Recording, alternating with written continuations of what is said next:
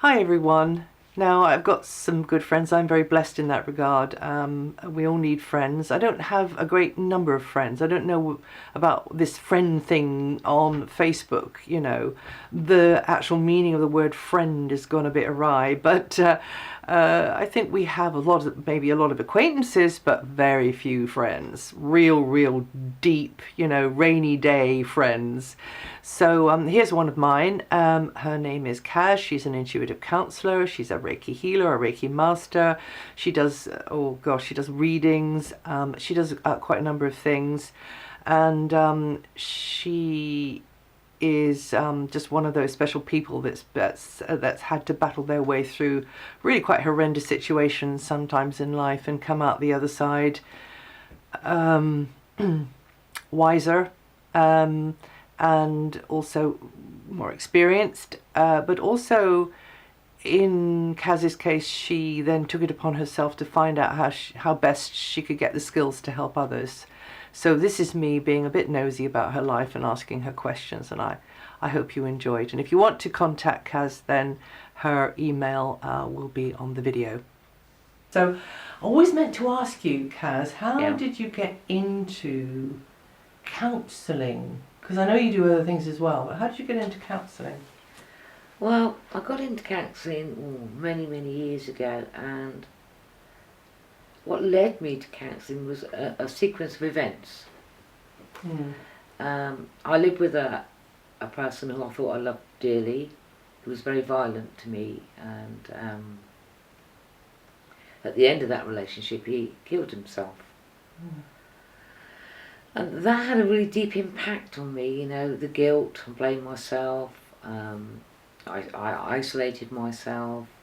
I didn't sort of reach out to ask anyone for help. But I sort of carried on in my own sort of way, bumbled on and carried on. And you had children as well, right? Not at that time, I didn't. Oh, right. But then I was living in a different place, so I moved down to Devon then to be near my family, and then I went into another relationship, and what I was doing was I was carrying over all the guilt, all the rubbish that had gone on within that relationship. So I brought that into another relationship. You know, having hindsight would be wonderful, but I brought that forward. And then I went on to have a couple of children.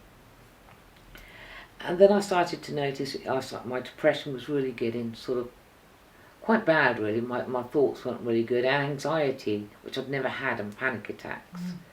And that really started to build up, and it accumulated in me actually having a breakdown and actually being sectioned for quite a while, actually. And when I was in hospital, it's a good place, it's a safe place, but no one was helping me deal with what was going on with me. You know, it was just having tablets, which are fine, which help, but I wasn't getting any help. So, you know, once they levelled out my anxiety and my depression, and I was okay to face the world again.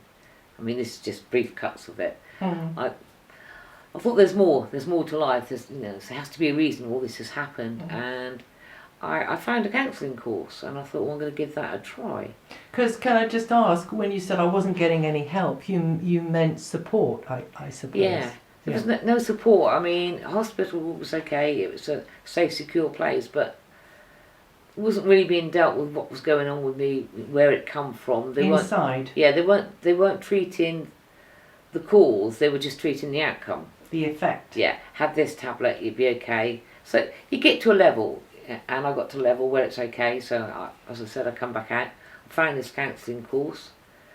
I started doing the counselling, and I met some amazing people on the counselling course, and the counselling course is a lot harder than I thought it would be. It really dug up so much stuff in me that I didn't even know I've been carrying for years. You know, you find out about patterns, your beliefs. So I went on to complete my counselling course, and I got my European diploma, but I just felt there's more. There's more than just talking to people. It's about, I don't know, how we carry it in our bodies. There's just so much more than what I learnt for myself on that counselling course, which then led me on to looking into Reiki, which I did my Reiki Masters. And that is healing, using light healing, right? healing with your hands, distance healing. You could do healing over the phone. I mean, it's down to your beliefs as well. A lot of this is down to your beliefs. But yeah, healing. I did colour therapy for a while. I didn't realise I was searching, but I didn't realise at the time that's what I was doing. I was trying to search. I've worked on the psychic lines. I do card readings. It's just finding.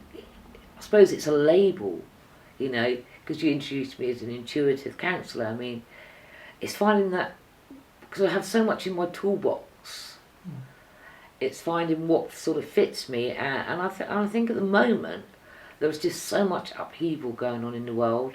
There was just so much change of energy. There's a lot of fear. You can feel it bubbling away. Yeah, I wanted to ask about that. I mean, what do you think is going on?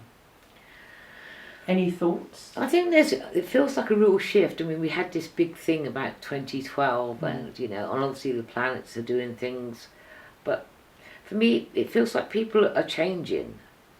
There's a whole shift in people are recognising more that there is more to life.